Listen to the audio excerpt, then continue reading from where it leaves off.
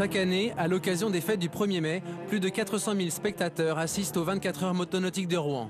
Première manche du championnat du monde d'endurance, cette course est unique par sa durée et par la nature de sa piste, la Seine, une surface vivante liée au coefficient des marées. Les caprices du fleuve peuvent en une fraction de seconde renverser la donne et les favoris sont souvent tombés de haut. Cette année encore, motoristes et pilotes ont donné le meilleur d'eux-mêmes pour triompher de ces 24 heures motonautiques de Rouen.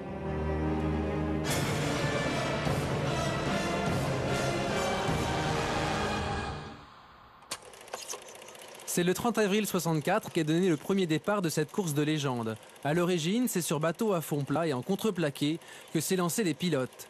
Les stands techniques n'étaient pas ceux d'aujourd'hui. Les pilotes dormaient sous des tentes de camping installées à même le quai, le tout dans un joyeux désordre.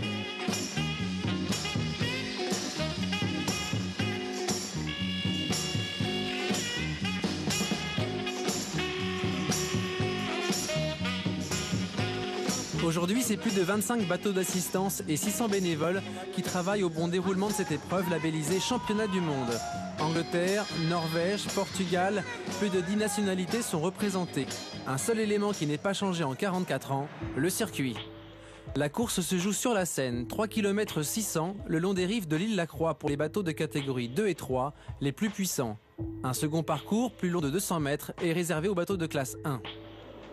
Une première ligne droite se fait à contre-courant, un circuit chaotique où les coques sont soumises à rude épreuve. Une seconde longueur porte les embarcations à des pointes de 200 km/h. Question difficulté, la Seine charrie troncs d'arbres, branchages, autant d'obstacles plus ou moins visibles.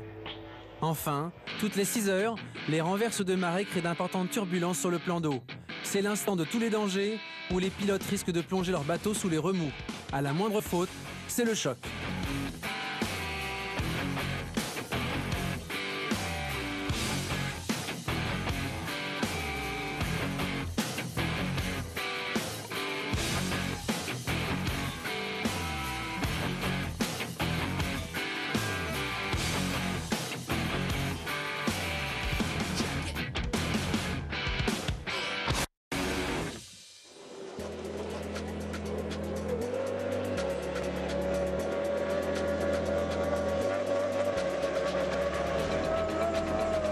Le maître mot de cette épreuve d'endurance est la régularité. Pieds au plancher et les moteurs deviennent gourmands en carburant, nécessitant autant de ravitaillements réguliers qui font perdre de précieuses minutes. Les écarts entre finalistes tiennent parfois dans un mouchoir de poche. 1 à 2 tours à peine après 24 heures. À ce jeu, 2 constructeurs se livrent une bagarre sans répit, le Canadien Evinrude et l'Américain Mercury. Après une suprématie sans faille, Evinrude s'est fait voler la vedette en 99 par Mercury. Depuis, l'Américain semblait indétrônable jusqu'à l'année dernière.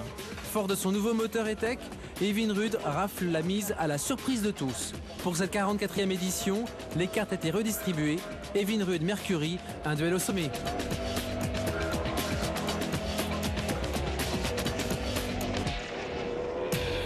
Bien malin qui pouvait annoncer avant le coup d'envoi qui remporterait cette 44e édition. Au jeu des pronostics, certains équipages paraissaient mieux armés.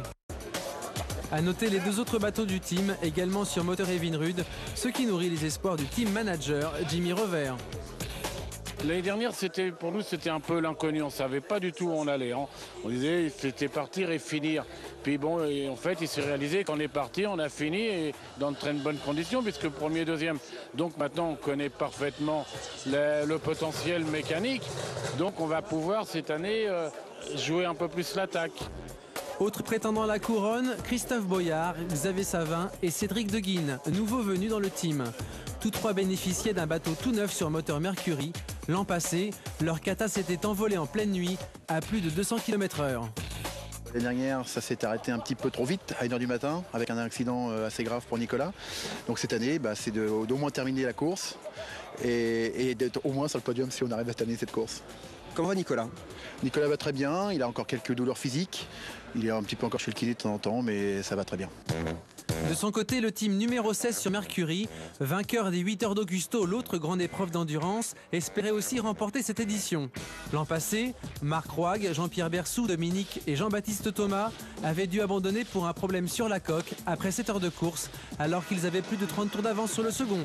On a une nouvelle mécanique, on peut souhaiter qu'elle va tenir au même titre que les autres, et puis que la coque, il n'y a pas de problème. Bon, maintenant, c'est vrai qu'on est à Rouen, il y a un pourcentage de chance malgré tout qui entre en ligne de compte, puisqu'il y a un certain nombre de critères et d'alinéas qui sont difficiles à gérer, les vagues, les retours, les nombres de bateaux, etc. On sait que Rouen est une des courses les plus dures à aujourd'hui et qu'il y a 60% de critères chance. Bon, une fois qu'on aura passé ces 60% de critères chance, après, on peut être largement dans la course. Maintenant, à nous de le prouver. Dans ce ballet des prétendants, on retrouvait aussi le team numéro 6. Après une désastreuse édition l'an dernier, un moteur cassé vers 1 h du matin, Pablo Galilea repartait avec les mêmes équipiers. Denis Jarnigon, l'anglais Owen Gelf et l'italien Tullio Abate. Il n'y a qu'une belle place, c'est la première. Donc là, on a surtout essayé de faire des petites modifs sur le bateau au niveau des hélices. Pour le moment, tout marche bien. Maintenant, on va tester dans la durée et dans le temps. Autre concurrent sérieux, le team numéro 8, emmené par Philippe Masselin, vainqueur en 2003 et malchanceux l'an passé. Alors qu'il était en passe de ravir la seconde place, le kata avait pris feu en pleine nuit. C'est donc avec un bateau tout neuf et un moteur Mercury sorti du carton que l'équipage prenait le départ. C'est un petit peu un miracle aujourd'hui d'être là avec un matériel entièrement neuf, parce qu'il a fallu trouver le créneau pour faire construire un bateau. Il a fallu trouver le budget, bien sûr, et puis mettre toute l'énergie qui va bien ces derniers mois pour arriver à être, je dirais, au top aujourd'hui avec de gros espoirs sur cette course. A signaler enfin le team numéro 18, Philippe Chiappe, champion de France de vitesse 2006, mais jamais lauréat à ses 24 heures. Cette année, on espère être à l'arrivée, puisque l'année dernière, on a eu quelques soucis et on se positionne en outsider. Triompher aux 24 heures, c'est le rêve de tout pilote. À l'instar du team Privilège qui a engagé 2 bateaux dans la course. Du chronométreur au ravitailleur, près de 70 personnes viennent prêter main forte.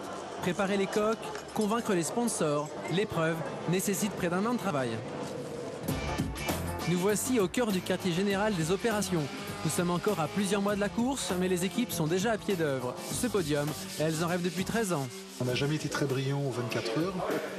Il y a un garçon qui s'appelle Pablo Galilea, il a mis 13 ans avant de gagner Rouen.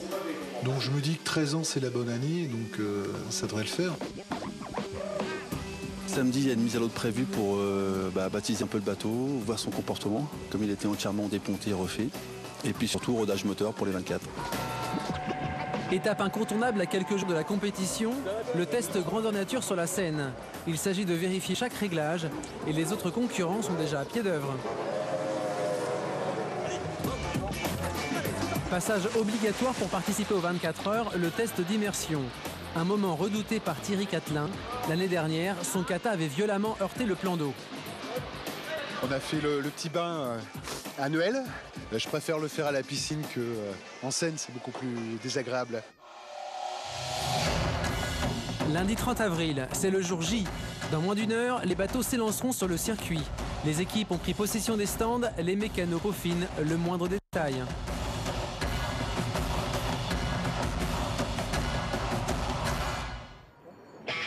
16h, l'heure du départ. Un démarrage pied au plancher pour ces 24 heures motonautiques de Rouen. Les équipes qui visent le all shot, à savoir être la plus rapide au passage symbolique du premier tour, se livrent une lutte sans merci. Gratifié d'un excellent départ, Marc Rouag et son numéro 16 est en tête à la première bouée. Mais l'épreuve ne fait que commencer. Après 2 tours de course, c'est déjà l'agitation dans les paddocks. Le bateau numéro 1, l'un des favoris, rentre au stand. Coup dur pour les vainqueurs de l'édition précédente. Le moteur coupe sans arrêt. Après 10 minutes, le bateau peut enfin reprendre la course.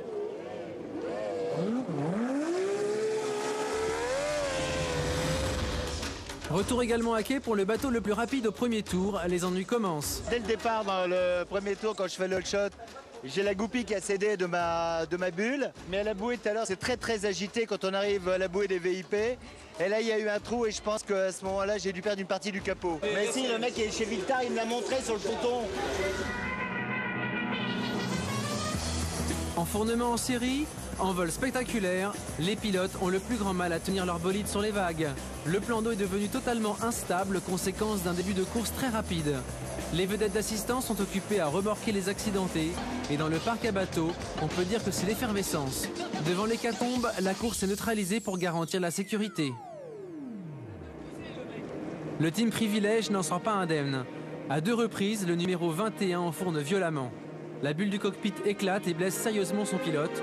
Pour eux, la course est finie.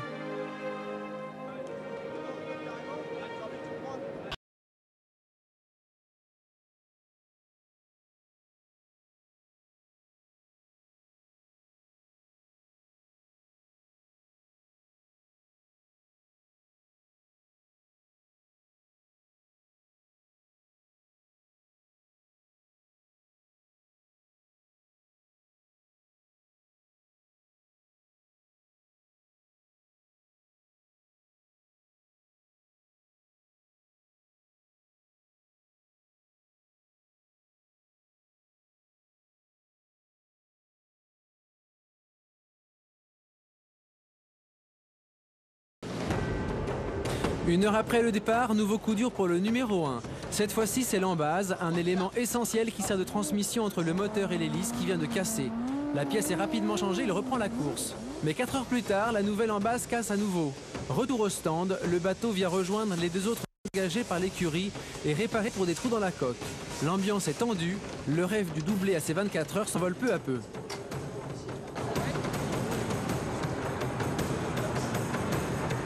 Fin des illusions également pour le numéro 9 qui s'est retourné en effectuant un virage trop serré.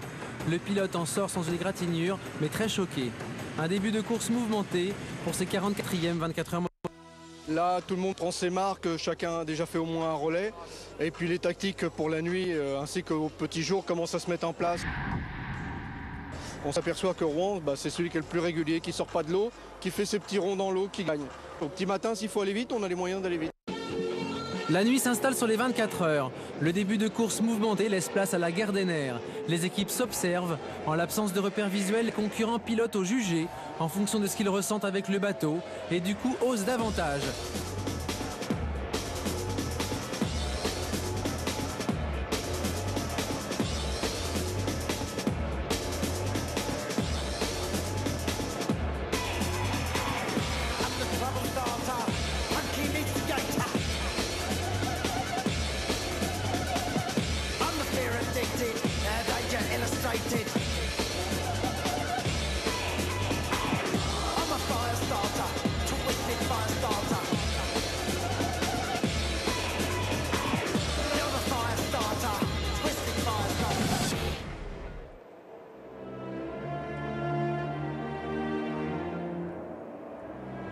« 23h, c'est le coup de massue pour l'équipe numéro 1 qui jette l'éponge.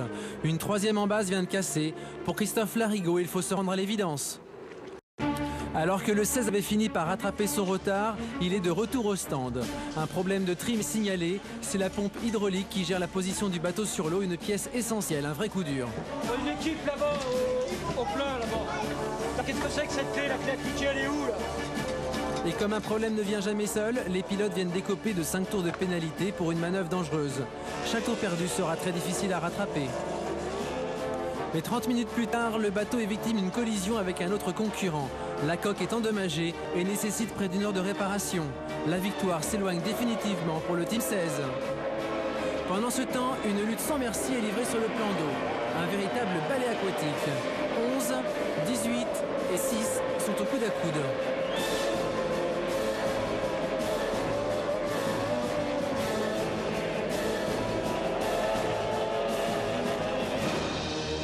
Mais à 2 h du matin, le sort s'abat sur le team 18. À 2 reprises, un problème de pompe à essence est signalé. Le carburant n'arrive plus au moteur. La pièce est vite changée, mais les écarts se creusent. 6 h, le jour se lève sur la course.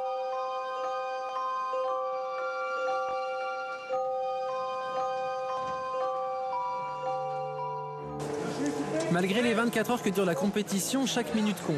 Pour se préparer à la dernière ligne droite, les 2 équipes de tête décident tour à tour de remonter les bateaux pour une révision complète. Et si le 6 retourne rapidement sur l'eau, les choses se passent beaucoup moins bien pour le numéro 11. Un fil mal rebranché suffit à lui faire perdre toute son avance. C'est cette tour qu'il lui faut dorénavant rattraper.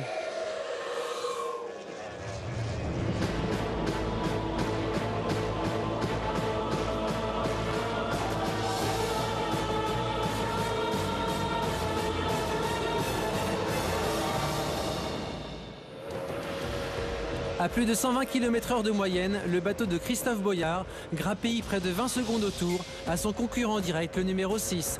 6 et 11, tel serait le duel à l'arrivée, mais c'est sans compter sur la particularité des 24 heures motonautiques de Rouen, où rien n'est joué d'avance. À la 3e place, le 18 talonne et le 8 met la pression sur ses concurrents.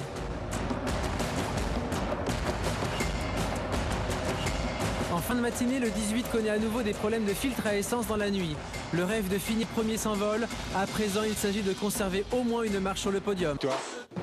Et il n'est pas le seul à connaître des incidents de dernière minute. Avec un trou dans la coque, le 6 est de retour au stand. Vu l'emplacement, il s'agit sans doute d'un choc avec une épave. Pas de chance pour l'équipe de Pablo Galilea. Le 6 repart avec 28 tours de retard sur le 11 de Christophe Boyard et 7 tours d'avance sur le numéro 18. Le 8, actuellement 4e, se rapproche dangereusement. Le suspense continue. À un rythme d'enfer, le record de l'épreuve, 883 tours 24 heures, va peut-être tomber.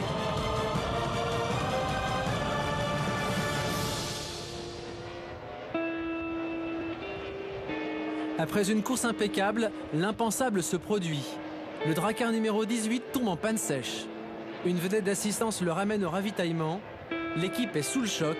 Le podium est définitivement perdu.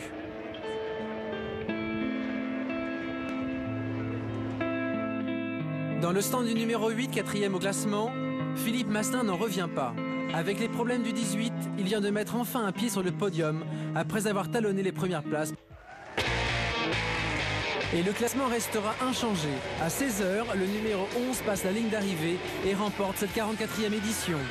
Christophe Boyard et Xavier Savin signent ainsi pour l'occasion leur 4e victoire à Rouen.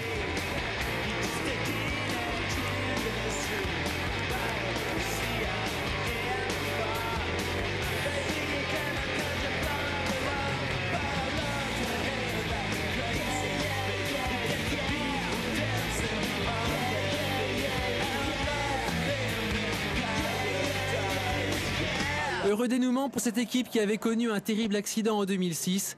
Et même si leur coéquipier blessé l'an passé n'est pas là, leur victoire lui est dédiée. J'ai une petite pensée pour Nicolas tout de suite là maintenant. Parce qu'il n'était pas avec nous ce week-end malheureusement. Mais je dirais que je dédie cette victoire à toute l'équipe. Et Nicolas, même s'il n'était pas là aujourd'hui, il en fait partie et cette victoire lui appartient aussi. Je vous demande d'applaudir. Premier en classe 3. Premier en classement général, le bateau numéro 11, Christophe Boyard, Xavier Savin, Cédric de Guine.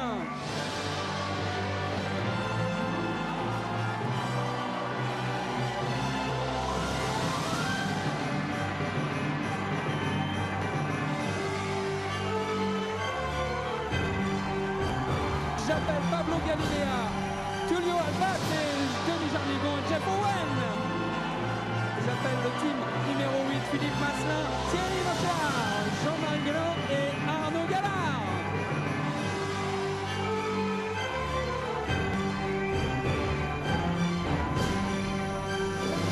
On a atteint l'objectif, enfin un objectif, la victoire, mais pas le record encore de distance, malheureusement.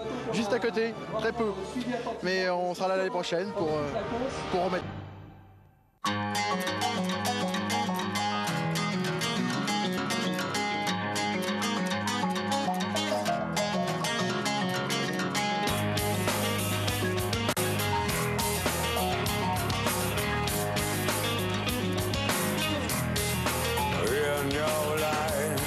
You seem to have it all, you seem to have control, but deep within your soul, you're losing it. You never took the time, assume that you're to blame. You think that you're insane, won't you spare me? I know the breakdown, everything is gonna shake down someday. I know the breakdown, tell me again, am I awake now? Maybe you can find the reason that no one else is living this way. Yeah, living this way.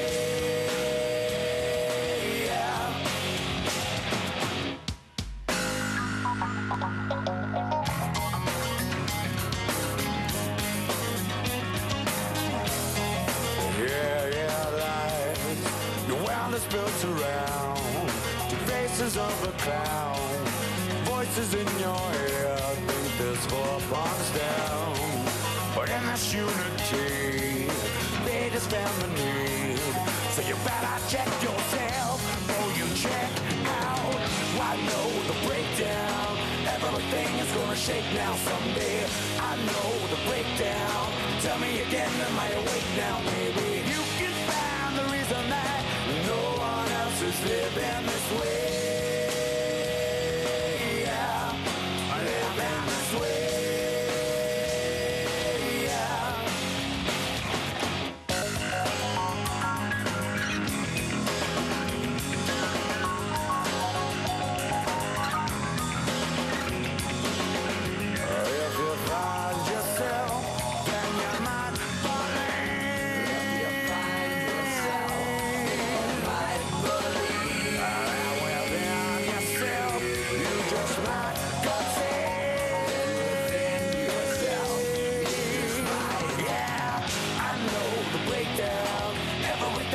Shake now someday. I know the breakdown.